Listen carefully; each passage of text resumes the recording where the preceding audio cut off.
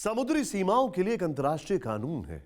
इसके तहत कोई देश अपने बॉर्डर से सिर्फ 12 नॉटिकल माइल यानी 22.2 किलोमीटर तक ही अपना मालिकाना हक रख सकता है। लेकिन चीन ऐसे किसी नियम को नहीं मानता।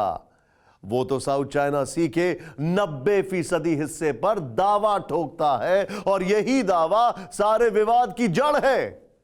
दुनिया में होने वाले कुल व्यापार का 80% व्यापार समुद्री रास्ते से होता है और इस व्यापार का करीब 1/3 साउथ चाइना सी से होकर गुजरता है।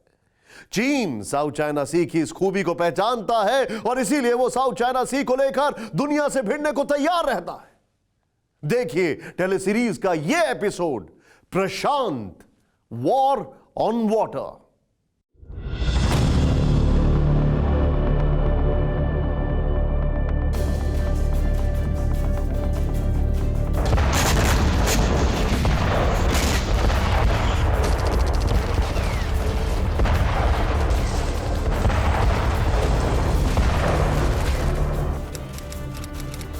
अप्रैल 2022 निकोलेव,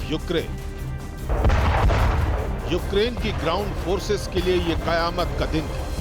एक हैवी मल्टीपल रॉकेट लॉन्चर की मदद से रूस जंग का अंजाम बदल रहा था।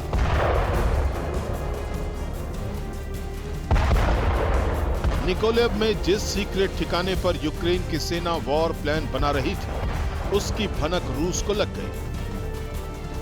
कुछ ही देर में पुतिन के डेडली मल्टीपल रॉकेट लॉन्चर को रेडी किया गया और फिर टारगेट पर बारूद की बरसात शुरू हो गई। निकोलेव में मौत बरसा रहे इस महाविनाशक का नाम है BM-30 स्मर्च।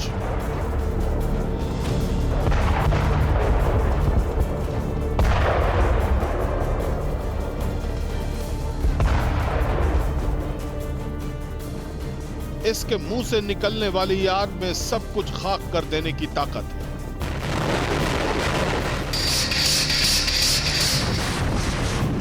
अमेरिकी रक्षा मंत्रालय पेंटागन पुतिन के BM-30 स्मर्च की काट ढूंढने पर रणनीति बन रही थी। उसी वक्त एक ऐसी खबर आई जिसने सुपर पावर को सन्न कर दिया। चीन ने पहली बार अपनी सीक्रेट मिसाइल YJ-21 के परीक्षण का वीडियो जारी किया। ये anti ship ballistic missile blue battle ground में टाइप 055 क्रूजर से दागी गई थी। यूक्रेन वॉर के बीच चीन का यह मिसाइल टेस्ट अमेरिका को एक सिग्नल था, जिसे अमेरिका समझ चुका था। थोड़ी देर बाद चीन ने सोशल मीडिया पर अपनी नेवी का एक ऐसा प्रोपेगेंडा वीडियो वायरल किया जिसे देखकर अमेरिका की आंखें फटी की फटी रह गई।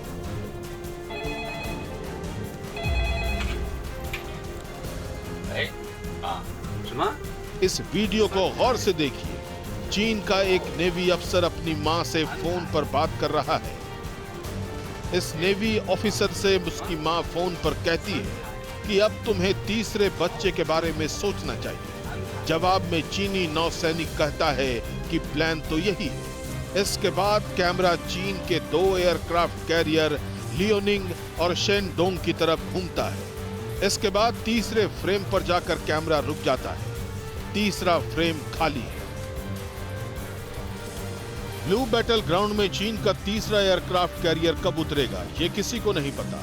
लेकिन एक चीज तो तय है और वो ये कि जिस तरह अमेरिका और भारत समंदर में चीन की मोर्चाबंदी कर रहे हैं, उससे ड्रैगन तिलमिलाया हुआ है। वो प्रोपेगेंडा वीडियो जारी कर रहा है। समंदर में चीन को अपनी मजबूती का प्रमाण देना पड़ रहा है।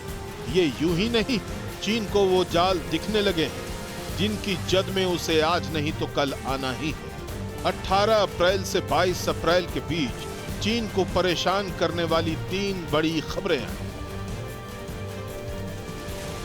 पहली खबर ताइवान से जुड़ी थी। चीन की नेवी की अकड़ ढीली करने के लिए Taiwan anti ship missile squadron बनाने जा रहा है। इस स्क्वाड्रन को सबसे पहले ताइवान के दक्षिणी इलाके में तैनात किया जाएगा, वो भी महाविनाशक HF-2 और HF-3 मिसाइल के साथ।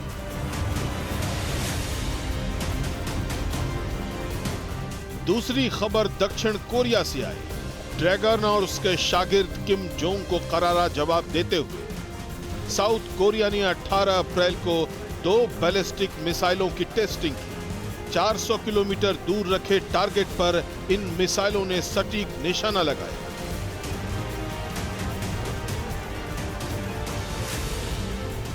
चीन को परेशान करने वाली तीसरी और सबसे बड़ी खबर आई जापान से। 5 देशों के खुफिया गठबंधन फाइव आइज में जापान को शामिल करने के लिए बातचीत शुरू हो गई है। अभी फाइव आइज में ऑस्ट्रेलिया, कनाडा, न्यूजीलैंड, अमेरिका और ब्रिटेन है। ये सब के सब ड्रैगन के कट्टर विरोधी हैं। इसलिए इस खेमे में जापान का जाना चीन के लिए बहुत बड़ा सेटबैक है।